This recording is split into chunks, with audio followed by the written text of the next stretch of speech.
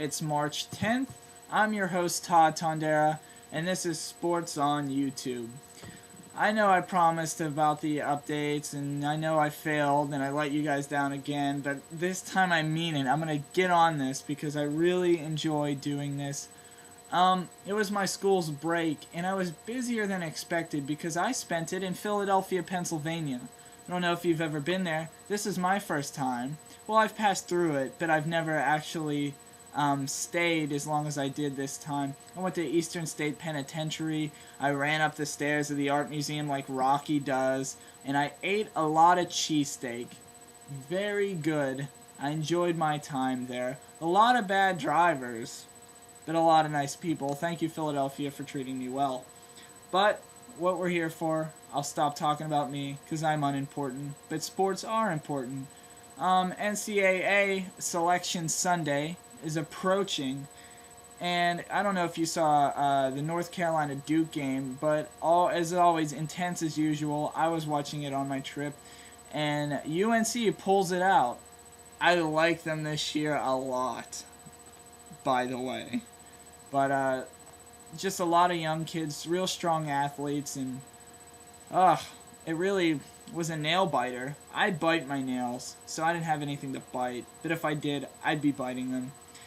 And I'm going to talk about, the locks in the bracket, which teams are locked in, which teams, pretty much are locked in, and then what they call bubble teams. I'll be talking about the teams on the bubble. Will it burst or will they make it? Bubble watch. But the locks in the ACC are Duke, North Carolina, Clemson, and Miami. Look like the top, 4 teams. I really like North Carolina, and I think they have a chance to win it all. I mean, I like, their aggressive playing style. I like what they could do under the basket, and they've got some good long shooters to back them up.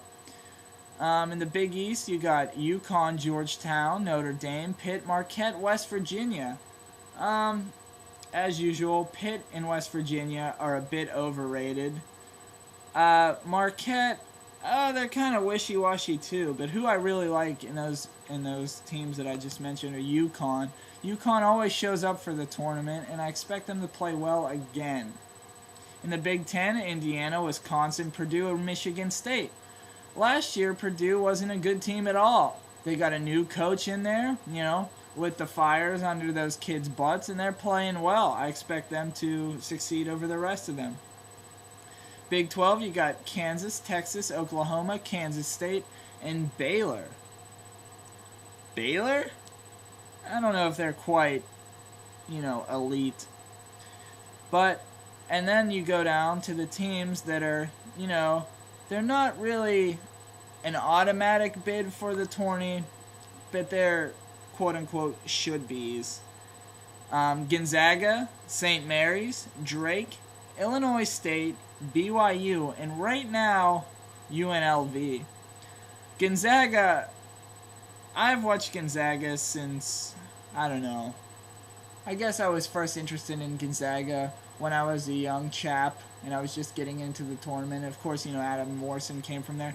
They always seem like, appearance-wise, they don't really have a lot of athletic, character. They're not really the stereotypical people. But those kids could play ball, and they're always in it every year. The bubble candidates, though, there's quite a few teams listed, and it seems like only probably 2 or 3 of them are going to make it. The Bubbles teams are as follows: Dayton, Houston, Maryland, Mississippi, New Mexico, Ohio State, which I think they're a lot better than that, but Oregon, St. Joe's, Syracuse, Temple, UAB, Villanova, Virginia Tech, Davidson, and Western Kentucky. Syracuse felt that they got snubbed last year from the bracket, and they seem to complain a lot, but what do I know? And this year they said, you know what, this is going to be the year. We're going to prove that we deserve to be in the bracket. And they lose in every big game, just like they've been doing all year. So I don't expect Syracuse to make it. Ohio State and Maryland are teams I think that, they don't exactly have the records and have the talent, but I think they really, the kids on the team are really team players, and I think they've put it together. They could upset a few teams. And Ohio State, especially, I expect them to pull through. But the top 4 teams, it really looks like Duke, North Carolina, Clemson, and Miami. And Clemson, they don't always put out, their bet. What am I trying to say?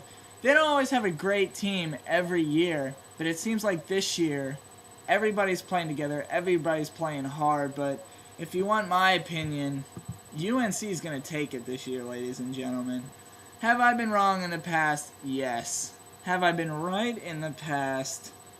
Yes. But we'll see come Selection Sunday. I'm going to be following NCAA. So, also, what I've been meaning to say for videos now, if you have any questions, anything you want me to talk about, because you guys are what keep me running, and there's not a lot of you yet. God willing, in the creek don't rise, there'll be more. But if you guys have questions for me to answer, feel free to ask them. And I have, a lot of, well, not a lot, but a few loyal subscribers like Carlos, John. Thank you guys for keeping me in business. I know, Carlos, you asked me about reviewing Cloverfield. Just a short review of it. I really liked it. That's not really a review. But I want to keep this sports, just like totally 100% sports. So if you guys have sports questions, believe me, I'll answer them. I care about what you think. Have a good day, guys. Peace out.